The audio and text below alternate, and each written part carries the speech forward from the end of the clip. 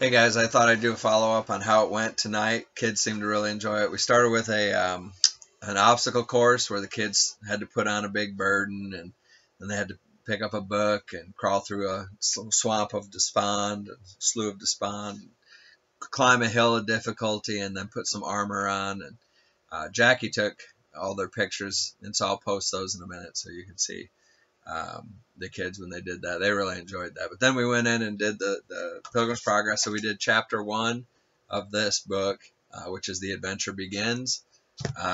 If you're reading through this, that's the first two sections of the modern version of Pilgrim's Progress. The first two sections of chapter 1.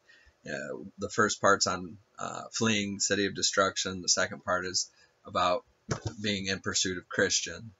And then if you read in the Banner of Truth, it would just be pages 1 to 7.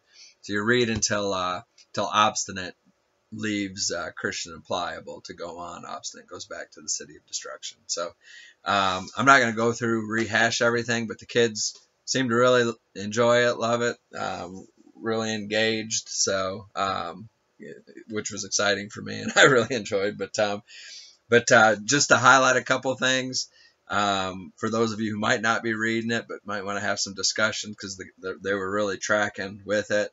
But the book opens up with Christian having a burden, picturing sin, conviction of sin. And, so we really talked about how when a person is convicted of sin, that's all they can think about. And he couldn't get it off his mind.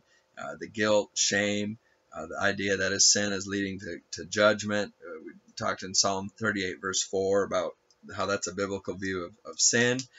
Now, in the abbreviated version of the kids, it doesn't really have this part, but I did share with the kids after we read the abbreviated version, because in the main story, Christian actually goes back to his family and tries to tell them that judgment is coming, and they won't listen to him. And his response is really good because he prays for him. He doesn't just fight and argue with him. He gets alone and prays for him more, and reads his book.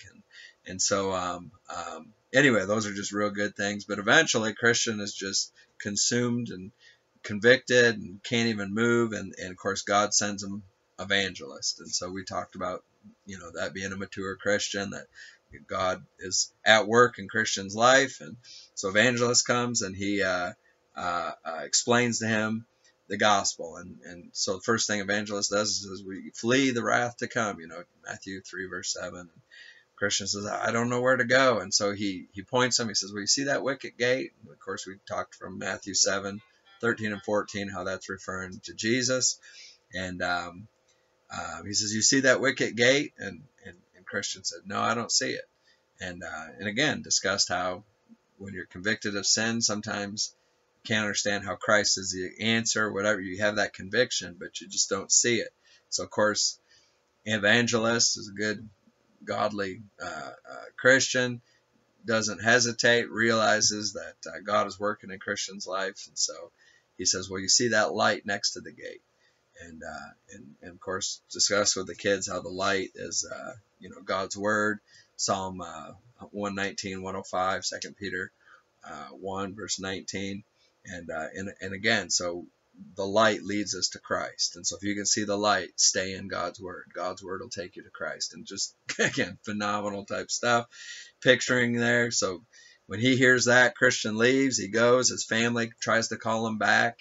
But the book is real clear, he did not look back. And we mentioned, how somebody in the Bible fleeing from God's wrath, literally fleeing from a city of destruction, did look back, being Lot's wife, and we're going to talk about her later on in the story. But anyway, I just mentioned for now that he didn't. He had his hand to the plow, and if you ever plowed, you've got to focus ahead. You've got to focus. You can't look back, or your roads are going to be crooked. It's going to be off. And so he's focused, and he plugs his ears, says life, life, life forever. And then the next thing we see is obstinate, meaning stubborn, and pliable, meaning easily changed.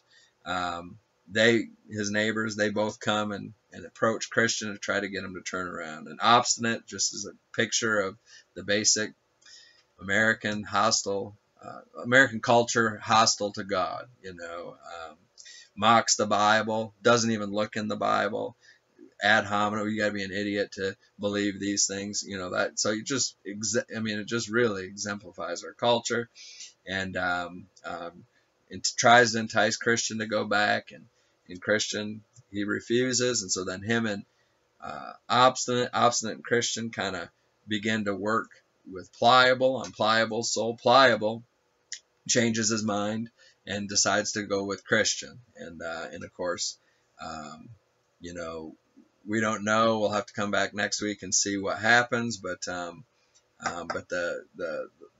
there's some things that aren't looking good with Pliable. He changes his mind so easy.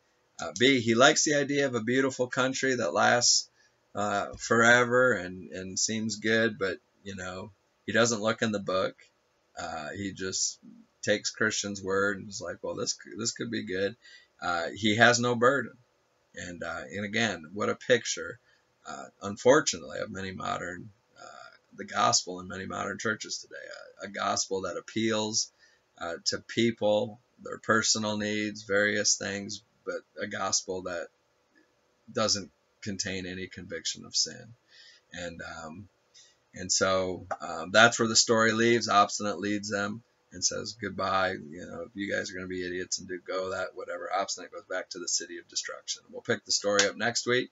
Kids are excited. They feel like they're pilgrims along with the story, and I hope you guys have a good time with it as well. I know I'm enjoying it. All right.